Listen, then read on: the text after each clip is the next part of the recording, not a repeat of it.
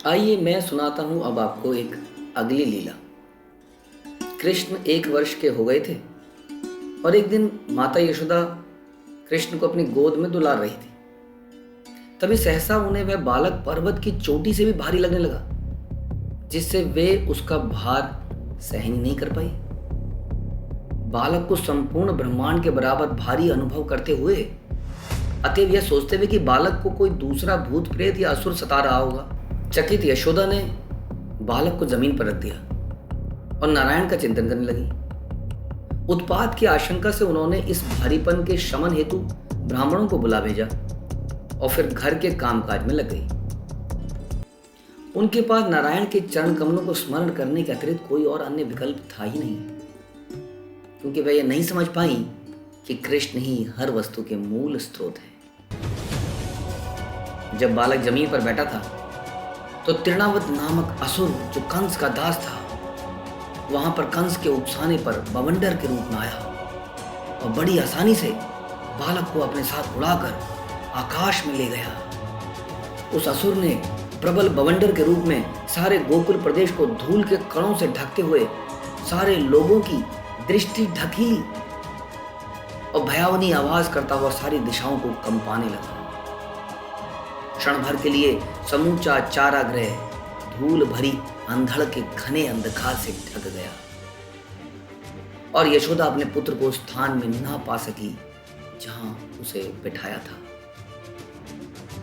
तृणावत द्वारा फेंके गए बालू के कणों के कारण लोग ना तो स्वयं को देख सकते थे, ना अन्य किसी को। इस तरह वे मोहित तथा विचलित थे।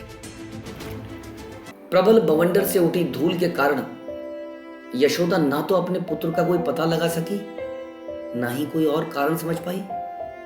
वह जमीन पर इस तरह गिर पड़ी मानो किसी गाय ने अपना बछड़ा खो दिया। वे अत्यंत करुण भाव से विलाप करने लगी। जब अंधड़ तथा बवंडर का वेग घट गया तो यशोदा का करुण क्रंदन सुनकर उनकी सखियां गोपियां उनके पास आई, किंतु वे भी कृष्ण को वहां देखकर अत्यंत खिन्न हो गई और माता यशोदा के साथ आंखों में आंसू भरकर रोने लगी। तृणावत असुर वेगवान बवंडर का रूप धारण करके कृष्ण को आकाश में बहुत ऊंचाई तक ले गया, किंतु जब कृष्ण असुर से भारी हो गए तो असुर का वेग रुक गया, जिससे वह और आगे नहीं जा पाया। कृष्ण के बढ़ते भार के कारण तृणावत उन्हें विशाल पर्वत या लोहे का पिंड मान रहा था, किंतु कृष्ण ने भी असुर की गर्दन को पकड़ रखा था, इसलिए असुर उनको फेंक नहीं पा रहा था और कृष्ण का भार बढ़ता ही जा रहा था। इसलिए उसने सोचा कि यह बालक अद्भुत है, जिसके कारण मैं ना तो उसे ले जा सकता हूं, ना ही इस भार को दूर फेंक सकता। कृष्ण ने तृणावत को गले से पकड़ रखा, इसलिए उसका दम घुट रहा, जिससे वह ना तो शोर कर सकता था, ना ही अपने हाथ पैर हिला डुला सकता। उसकी आंखें बाहर को निकल आई और उसके प्राण निकले और वह उस छोटे बालक सहित इतनी ऊंचाई से व्रज की भूमि पर धम से आ गिरा। इधर व्रज में एकत्र गोपियां कृष्ण के लिए रो रही थी, तो तभी वह असुर आकाश से पत्थर की एक बड़ी चट्टान पर आ गिरा, जिससे उसके सारे अंग छिन्न भिन्न हो गए, मानो भगवान शिव जी के बाण से भेदा गया त्रिपुरासुर हो। गोपियों ने तुरंत ही कृष्ण को असुर की छाती से उठाकर माता यशोदा को लाकर सौंप दिया। वे समस्त अशुभों से मुक्त थे। उनका बाल भी बांका नहीं हुआ था, क्योंकि बालक को असुर द्वारा आकाश में ले जाए जाने पर भी किसी प्रकार की चोट नहीं आई थी और वह अब सारे खतरों तथा दुर्भाग्य से मुक्त था। इसलिए नंद महाराज समेत सारे ग्वाले तथा गोपियां अत्यंत प्रसन्न थे। यह सबसे आश्चर्य की बात थी कि यह अबोध बालक इस राक्षस द्वारा खाए जाने के लिए दूर ले जाया जाकर भी बिना मारे या चोट खाए वापस लौट आया। चूंकि राक्षस ईर्ष्यालु क्रूर तथा पापी था, इसलिए वह अपने पाप पूर्ण कृत्यों के लिए मारा गया। यही प्रकृति का नियम है। निर्दोष भक्त की सदा भगवान रक्षा करते हैं। और पापी व्यक्ति को अपने पापमय जीवन के लिए दंड दिया जाता है।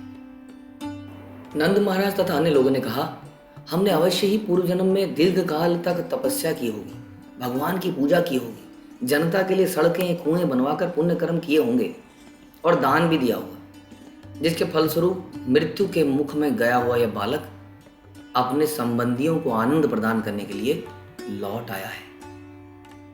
बृहद वन में इन सारी घटनाओं को देखकर नंद महाराज अधिकाधिक आश्चर्यचकित हुए और उन्हें मेरे कहे हुए वो शब्द स्मरण आए जो मैंने उनसे मथुरा में कहे थे। मैंने नंद बाबा को कहा था कि यह बालक कोई साधारण बालक नहीं है। आज इस बात को नंद बाबा समझ पा रहे थे। अब मैं आपको ले चलता हूं कृष्ण की एक अन्य अद्भुत लीला में। एक दिन यशोदा कृष्ण को अपनी गोद में बैठाकर उन्हें मात्र स्नेह के कारण अपने स्तन का दूध पिला रही थी। दूध उनके स्तन से चू रहा था और बालक उसे पी रहा था।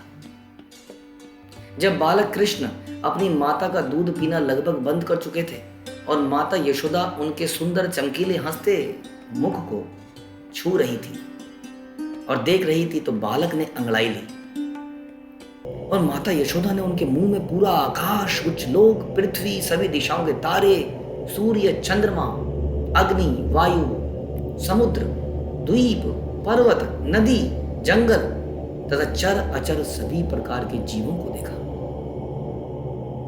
जब यशोदा ने अपने पुत्र के मुखारविंद में संपूर्ण ब्रह्मांड को देखा तो उनका हृदय धड़कने लगा और आश्चर्यचकित होकर वे अपने अधीर नेत्र बंद करना चाहती थी।